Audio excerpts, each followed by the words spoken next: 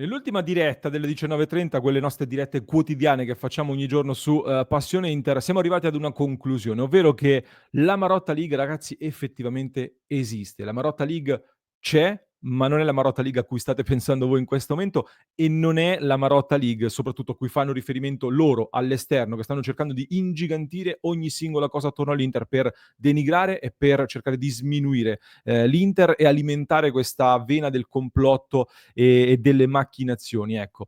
Questo è stato un avvio di sosta per le nazionali abbastanza caldo, abbastanza discusso, con già varie polemiche e varie discussioni. Una è nata con Antonio Conte e tra poco ci torniamo, l'altra nasce da una battuta del presidente del Milan Scaroni che vi faccio ascoltare.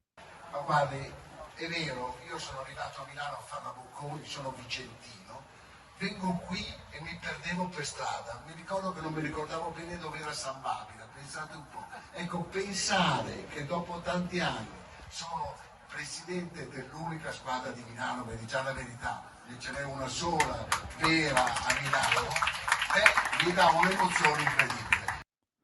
Una sola vera squadra a Milano. Questa è stata la battuta del presidente del Milan Scaroni, che ha scatenato una reazione molto, molto calda, molto accesa, devo dire, sui social, anche durante il corso della nostra diretta su Passione Inter. Tanti tifosi si sono accesi dopo questa battuta, una battuta che io in realtà non l'avevo tanto considerata, mi ha lasciato molto indifferente, perché intanto non era originale, una battuta molto, molto vecchia, passata di qualche anno, ma poi mi era sembrato un po', sai, quelle cose che ho citato il meme alla Simpson del signor Barnes che si toglie il cappello entrando a scuola che fa finta di essere giovane. Ecco, non, si è strappato quei 2 o 3 applausi lì davanti e sorrisino per, diciamo, per fargli compagnia e poco altro. Ecco, a questa battuta è arrivata poi la replica di Beppe Marotta che non ha lasciato scampo nemmeno ad Antonio Conte, scatenando altre reazioni di cui parliamo in questo nuovo episodio di oggi. Ben ritrovati allora amiche e amici passioni interisti in questo nuovo appuntamento. Vi invito a lasciare un mi piace, se non l'avete ancora fatto mi raccomando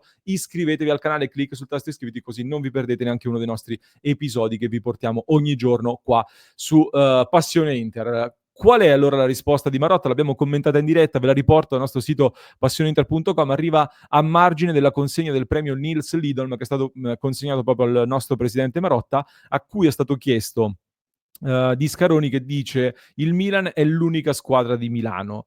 Che cosa gli risponde? Marotta risponde evidentemente, se il Milan è l'unica squadra di Milano, l'Inter rappresenta qualcosa di ancora superiore. La mia cravatta mostra le 2 stelle, auguro a lui e al Milan di conseguire presto lo stesso traguardo. Ecco, qua sipario. Si chiude tutto, ha risposto per le rime, ha esaltato, glorificato ancora l'Inter, se n'è uscito poi con un'altra frase, non voglio scomodare Peppino Prisco, ecco, però è stata una battuta molto nello spirito dello stile del derby, con quella sana ironia e sportività che c'è nel derby di Milano, soprattutto con la signorilità che contraddistingue lo stile Inter, che ti fa la battuta, ma te la mette anche con l'augurio che tu possa arrivare presto a quello che noi abbiamo già fatto. Ecco, è una vittoria totale, secondo me, dal punto di vista comunicativo del presidente Marotta, che non sazio e non soddisfatto ne ha avute anche per Antonio Conte. Antonio Conte che ha acceso questo avvio di sosta per le nazionali con il suo post partita dopo Inter-Napoli, questo sfogo a DAZN per l'episodio arbitrale di Anghissà-Dumfries con il rigore concesso all'Inter, e visto che si dice sempre che l'Inter è troppo silenziosa sugli attacchi, un Antonio Conte che è stato molto spalleggiato anche dai quotidiani, dai media e non solo, l'Inter non si difende abbastanza, ecco questa volta Marotta non si è tirato indietro su Antonio Conte che è stato per me anche molto pesante e non è stato nemmeno deferito pur avendo parlato di retropensieri, allusioni varie che a me non sono piaciute molto. Che cosa risponde quindi Marotta ad Antonio Conte? Anche qua andiamo sul nostro sito www.passioniter.com. Con la tecnologia sicuramente si migliora la situazione perché si riducono gli errori. Se mi devo riferire a quello che è successo domenica e all'evocazione di Conte, che è una persona intelligente, è un grande comunicatore ed ha un suo obiettivo quando parla. Attenzione, ha un suo obiettivo quando parla, quindi un secondo fine sostanzialmente. Certamente devo dire che l'arbitro era ben vicino all'azione e sicuramente il contatto fisico c'è stato. Il piede è stato spostato e per me era rigore.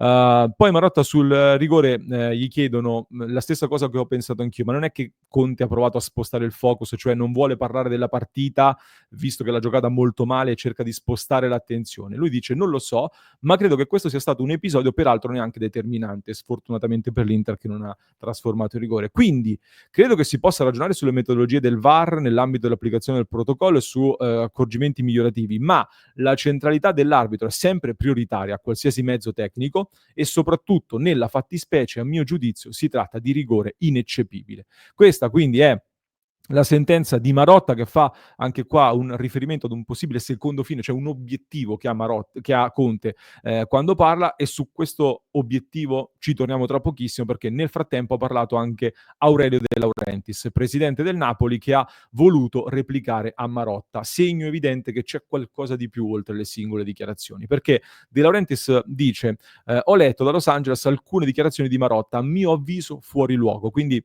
è fuori luogo Marotta che dice per me è rigore, eccetera, non è fuori luogo Conte che parla di allusioni, retropensieri e robe varie.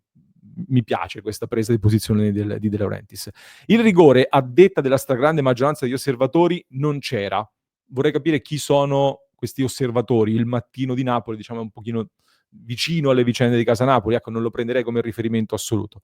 Ma soprattutto, dice De Laurentiis, le parole di Conte sono state chiare e sono esattamente quello che io penso e, e che ho sempre detto. Il VAR è una grande risorsa per evitare gli errori arbitrali. Non ha alcun senso dire che a volte può intervenire e a volte no. Se c'è un errore arbitrale, gli addetti al VAR devono chiamare il direttore di gara, altrimenti si blocca la crescita del calcio e si alimenteranno sospetti. Inoltre, gli arbitri sono già in contatto diretto con il VAR. Per quale motivo non dovrebbero ricevere indicazioni da chi può vedere cosa succede in campo con l'ausilio della tecnologia?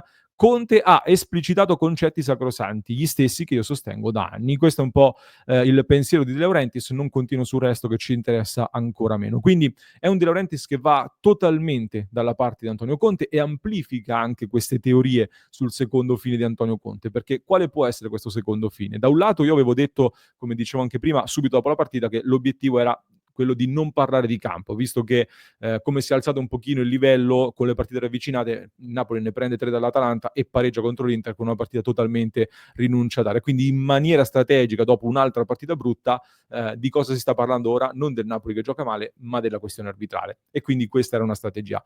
Altri invece sostengono che questa strategia possa essere anche un segnale, una certificazione del fatto che Antonio Conte e il Napoli si credono e si sentono e sono in lotta per lo scudetto, perché si sta scagliando, come ha fatto anche altre volte in carriera, più volte lo ha fatto, contro quella che viene vista in questo momento come la squadra al potere, sostanzialmente, ma al potere non come la intendono in tanti, almeno per me, perché l'Inter è al potere perché ha lavorato bene, è un Inter che è al potere tramite il lavoro, perché ha lavorato bene nonostante tutte le difficoltà e ha costruito un sistema dirigenziale, poi tecnico e sportivo che funziona e che porta risultati nonostante tutto quello che è accaduto attorno in questi anni. E allora non è un potere di quel potere della sudditanza, eccetera, perché la Marotta League esiste, come dicevo all'inizio, ma non è quella che dicono loro dei favori arbitrali e della sudditanza che invece c'era stata prima dei tempi del VAR, altro che adesso, e lo abbiamo visto tutti, lo sappiamo tutti quello che era successo.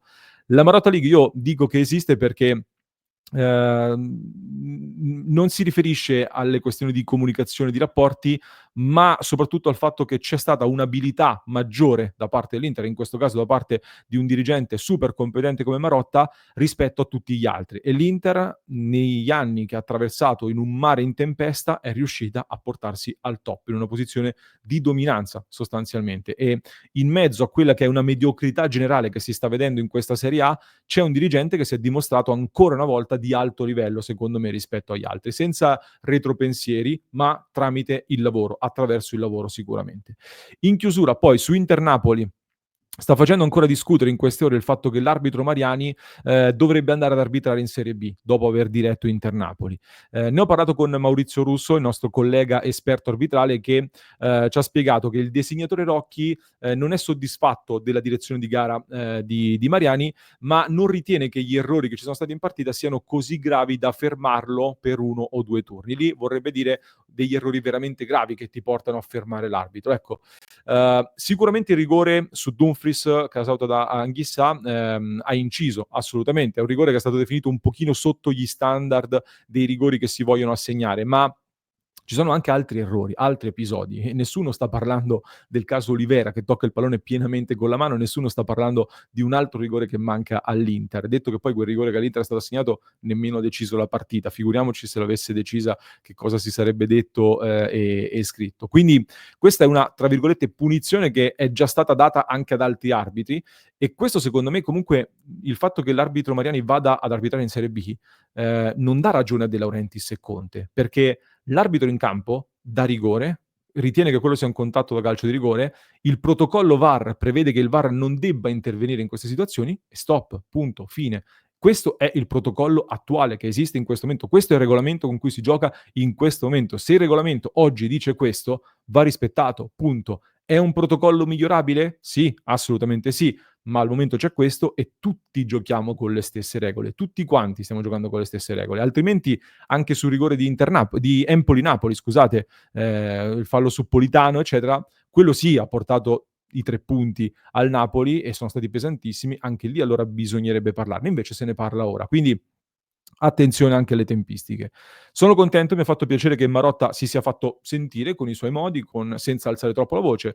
Tanti tifosi magari si aspettavano anche una risposta più dura, ancora più severa, ma si è fatto sentire, perché comunque Conte e De Laurentiis, lo stiamo vedendo da un punto di vista mediatico, soprattutto con la sosta, ce l'hanno il potere invece per creare questa pressione che si può tramutare in situazioni che poi possono diventare anche spiacevoli per noi o magari una compensazione per loro. Quindi non abbassiamo la guardia e facciamo attenzione. Però se c'è una Marotta League, è una Marotta League dovuta alla maggiore competenza e alla maggiore professionalità e al maggior lavoro di un presidente, di una dirigenza e di uno staff che stanno facendo davvero un grande lavoro per portare l'Inter lì dove è arrivata attraverso tanti sacrifici e tanto tanto merito. Fatemi sapere nei commenti che cosa ne pensate, da che parte vi mettete con questa diatriba, con questa discussione. Vi aspetto su passioninter.club, la community degli interisti da tutto il mondo, www.passioninter.club, mi raccomando, con tanti contenuti esclusivi e non solo. Vi lascio con un altro approfondimento che trovate in descrizione per chi ci ascolta in podcast, mentre per chi ci segue su YouTube vi basta cliccare qui.